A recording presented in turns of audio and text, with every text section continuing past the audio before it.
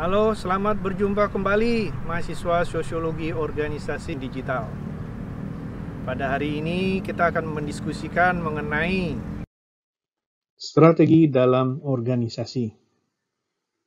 Strategi adalah satu pendekatan yang menyiapkan berbagai hal, yang menyiapkan berbagai teknik, yang menyiapkan berbagai cara, taktik, agar organisasi itu memiliki sebuah daya saing yang kuat untuk memenangi pertarungan atau untuk menghasilkan atau untuk mencapai suatu tujuan.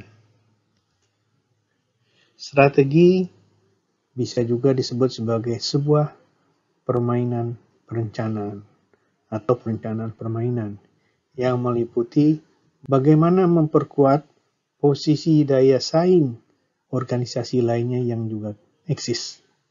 Dan berikutnya adalah strategi itu berkenaan dengan bagaimana kita memuaskan customers, para pelanggan, para pengguna, para orang-orang yang memanfaatkan jasa kita. Dan strategi itu meliputi permainan dalam bagaimana kita mencara sebuah target secara baik. Pada dasarnya, strategi itu bukan hanya urusan bisnis, manajemen, ekonomi, atau militer, tapi ini adalah konsep sosiologis. Seperti yang ditulis oleh Flickstone dan McAdams pada tahun 2012, strategi itu tidak bisa dilepaskan dari field atau ranah yang dia menuliskannya dalam konsep strategic action field. Ada 3 pertanyaan utama di dalam merumuskan sebuah strategi. Where are we now? Di mana kita saat ini? Dan yang kedua, kemana kita akan pergi? Dan yang ketiga adalah bagaimana cara kita mencapainya. Di dalam strategi, hal yang penting adalah mempersiapkan sebuah misi dan tujuan. Jadi kita harus clear, misi kita itu apa, tujuan kita apa. Apa yang dimaksudkan dengan misi dari organisasi? Cerminan dari cara pandang yang jauh, cara pandang ke depan dari manajemen. Manajemen itu adalah pimpinan dari organisasi. Misalnya, tujuan atau misi. Misi kita punya sebuah lembaga pendidikan. Misinya tentu saja untuk mencerdaskan masyarakat, mencerdaskan anak didik. Misinya adalah agar anak didik kita tuh lulus dengan nilai baik.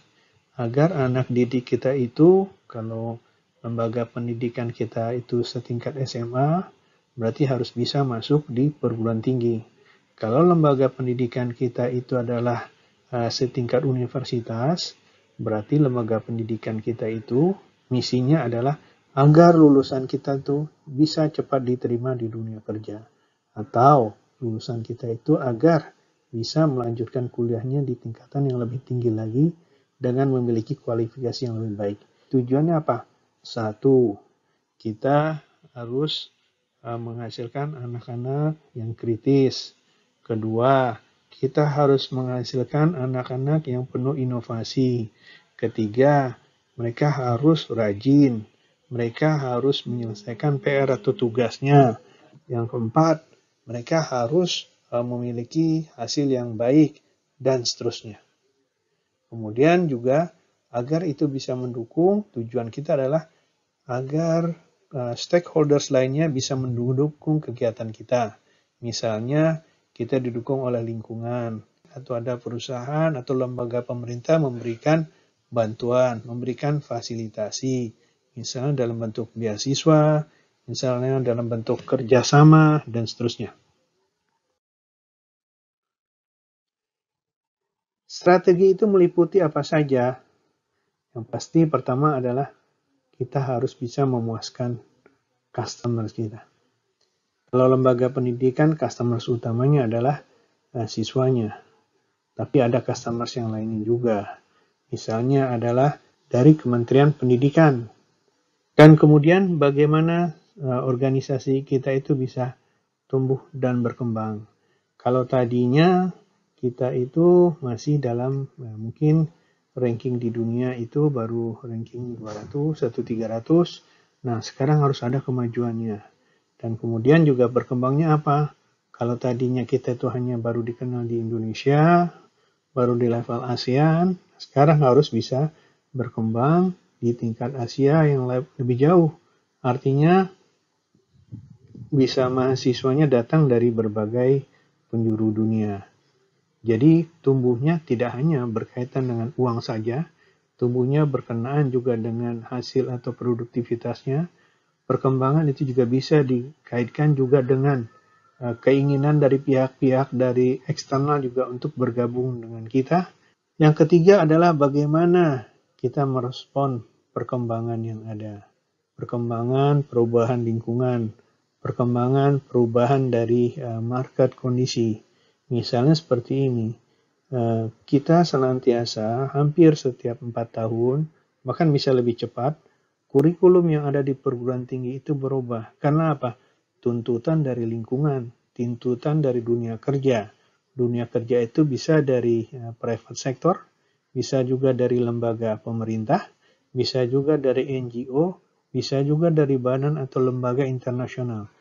Kemudian bagaimana kita mengkapitalisasi, bagaimana kita menilai kemungkinan-kemungkinan baru yang akan muncul. Artinya apa? Oh, nantinya kalau kita lulusan dari sosiologi UI, apakah itu di Kementerian Sosial, apakah itu di BKKBN, apakah itu di lembaga-lembaga donor, apakah itu juga mungkin di LSM atau di perguruan tinggi atau lembaga-lembaga riset. Bukan hanya itu. Sekarang kita sudah harus bisa melihat bahwa kebutuhannya ada di berbagai pihak. Di Kementerian Pekerjaan Umum dan Perumahan Rakyat dibutuhkan. Di Kementerian Perindustrian dibutuhkan. Bagaimana sebuah industri itu ramah kepada human dan peduli terhadap kemanusiaan. Kemudian bagaimana sebuah industri atau pabrik itu peduli terhadap masyarakat sekitarnya. Nah, tentu saja kita bisa lihat fungsi-fungsinya yang lain dan juga bagaimana kita mengelola keuangan. Uangnya kita pasti tidak semua selalu punya uang yang siap. Bagaimana kita mengatasinya, misalnya apa dengan pinjam sana, artinya kita mengalokasikan, merelokasikan anggarannya, atau ada yang bisa dikurangi, atau yang bisa dioptimalkan, dan segala macam. Apa yang dimaksud dengan strategic plan? Jadi, strategi itu harus dibuat sebuah rencana. Nah, perencanaan kita itu harus strategik. Perencanaan kita itu harus memiliki sebuah dampak jangka panjang. Perencanaan kita itu harus memiliki sebuah dampak yang besar. Jangan hanya perencanaan tapi hasilnya biasa-biasa saja. Atau hasilnya seperti sama dengan yang lalu-lalu saja. Itu bukan strategik.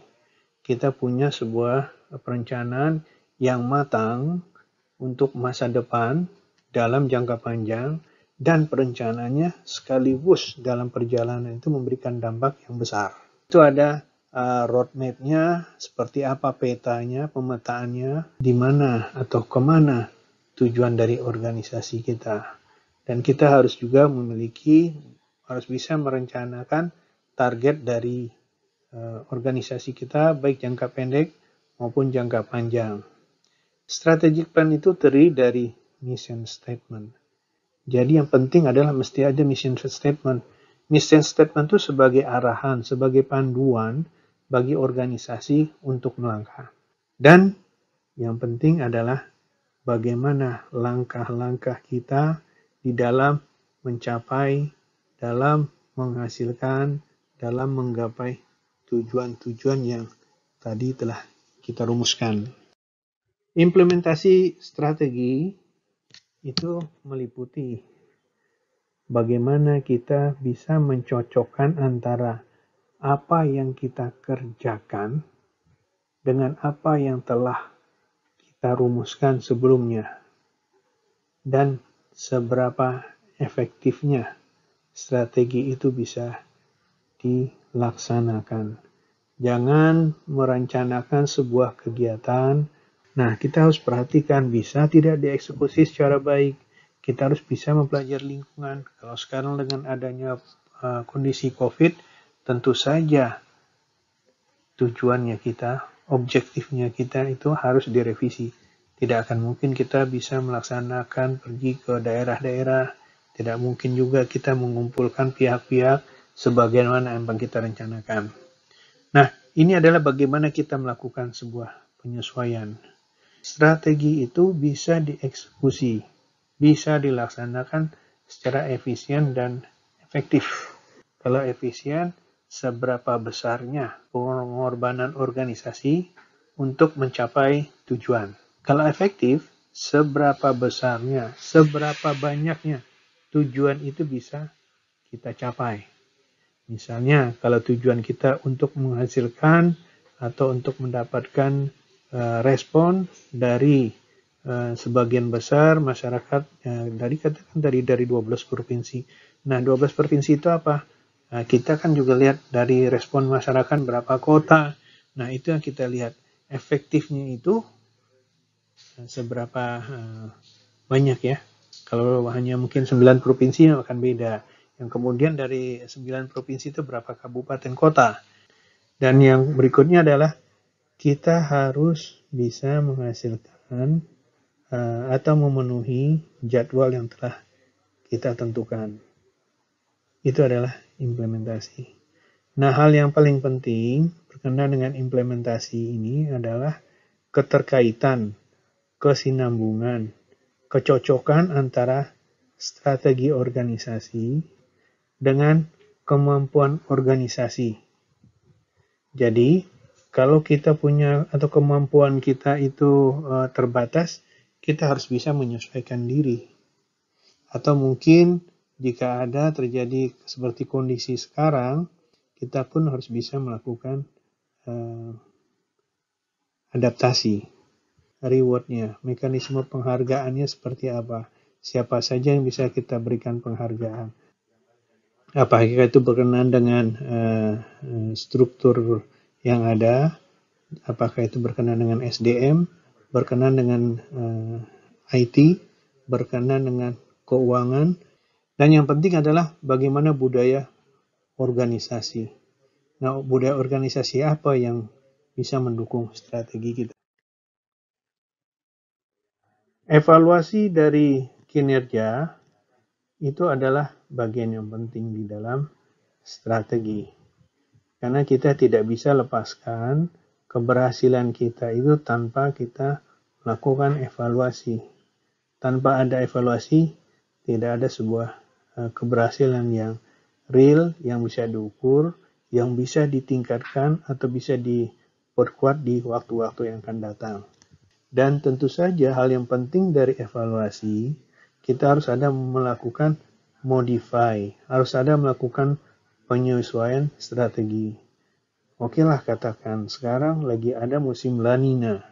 Berarti kalau La Nina itu akan mengganggu lingkungan kita, apakah itu banjir, apakah itu badai, itu berkenan akan mengganggu namanya rute atau jadwal penerbangan, termasuk kalau kita jalan darat juga sulit, kadang ada jalannya banjir dan seterusnya.